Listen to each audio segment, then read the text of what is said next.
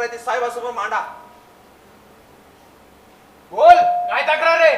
अगं अगं ताई बोल की, सांग पोलिसांना. इन्स्पेक्टर साहेब, हे हे लोक आहेत ना, पैशासाठी मारहाण करतात माझ्या ताईची. अगं अगं ताई ताई सांग की त्यांना. हो आई, सांग यांना. छळतात नाही लोक तुला.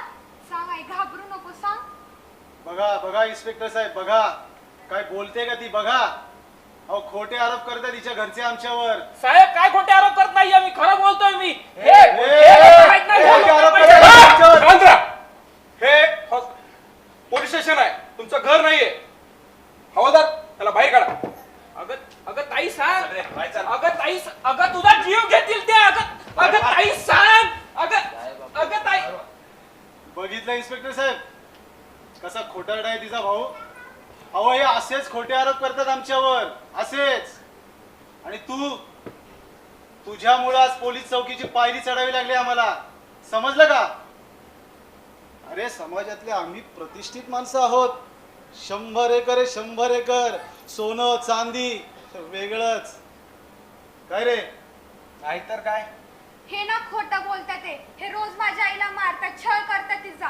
खोटं बोलतात ही लोक.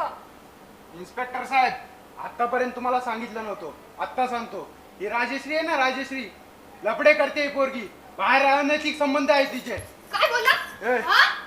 एक शब्द बोलायचा नाही, कळला? खूप बोलला. आणि काय हो तुम्ही वडील म्हणवता ना, समाजातील प्रतिष्ठित लोक बोलता ना, आणि हे असे वागणे तुमचे?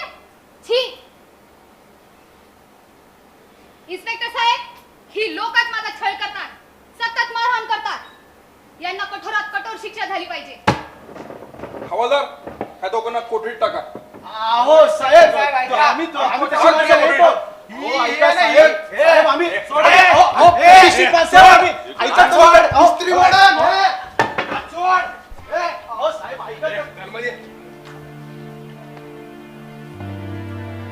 शाबास पोरी, हिमतीनं लढलीस.